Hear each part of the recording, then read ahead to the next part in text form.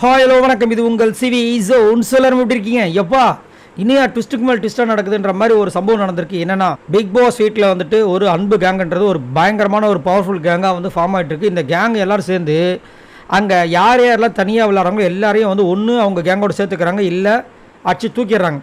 அந்த மாதிரி தான் இன்றைக்கும் நடந்துச்சு. அதே மாதிரி வந்துட்டு இந்த வாரம் கேப்டனாக வந்துட்டு சபரி தான் வரணும்னு சொல்லி திவ்யாவை யூஸ் பண்ணி விஜய் பார்வதியை டார்கெட் பண்ணி அடிச்சு தூக்கிட்டாங்க.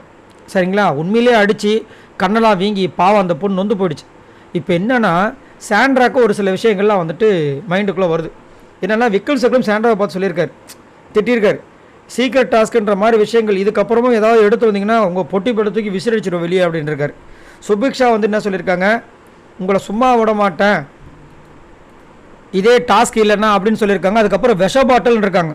ஸோ இந்த மாதிரி வந்துட்டு அவங்களாம் வந்து பேச பேச இவங்களுக்குலாம் வந்துட்டு விஜய் பார்வதி வந்ததுலேருந்து ஏதோ சண்டை போடுறா, அதுக்கப்புறம் நம்மளை பற்றி பேசுகிறதால இவங்களாம் நிறைய விஷயங்கள் பண்ணுறாங்க.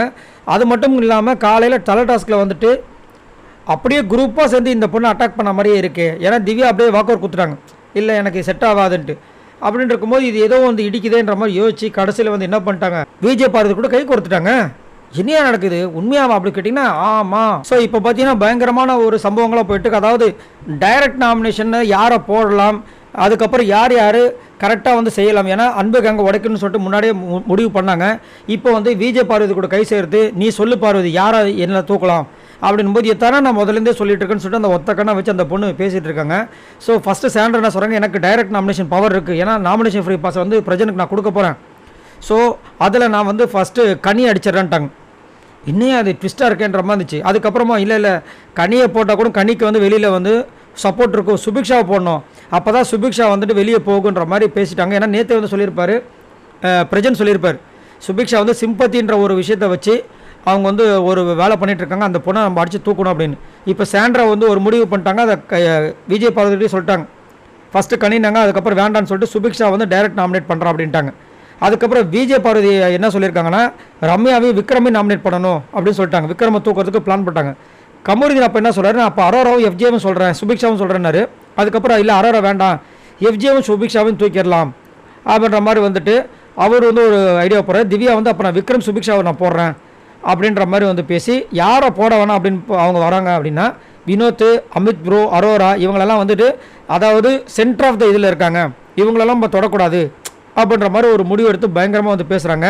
அதேமாதிரி இந்த விஷயத்தை நம்ம ஒரு 6 வாரத்துக்கு நம்ம வந்து டார்கெட் பண்ணணும், அப்போ தான் அதே இந்த விஷயங்கள் நடக்கும். அதேமாதிரி மெஜாரிட்டி நம்ம தான் பண்ணணும், அப்போ தான் இதில் வந்துட்டு பிரச்சனை வரும், வந்து வெளியே உடையணும், வெளியே போகணும், அவங்க அன்புங்க உடஞ்சாதான் நம்மளுக்கு பிரச்சனையே இருக்காது அப்படின்ற மாதிரி சொல்லும்போது கமருதீன் வந்து இது தப்பு இல்லையா அப்படின்னு கேட்குறாப்புல. ஆனால் வந்துட்டு அவங்க சொல்லிடுறாங்க இது தப்பு தான், பட் என்ன பண்ணுறது, வேறு வழி கிடையாது, இதை செஞ்சால் தான் நம்ம சர்வே ஆக முடியும், இல்லைன்னா அவங்க எல்லோரும் ஒன்று சேர்ந்து நம்மளை வந்து தூக்க ஆரம்பிச்சிருவாங்க அப்படின்ற மாதிரி சொல்கிறாங்க. திவ்யாவும் வந்து அதுக்கு வந்து அக்செப்ட் பண்ணுறாங்க. திவ்யா வந்து விஜய் பார்வதி நீ சொல்லு விஜய் பார்வதின்னு சொல்லிட்டு ஒரு அனலைசஸ் போகுது.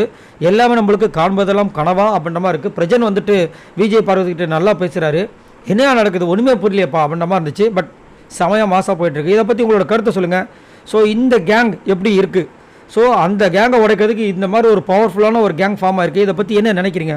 மறக்காமல் கமெண்ட்ஸ் பண்ணுங்கள். பாய் நண்பர்களே.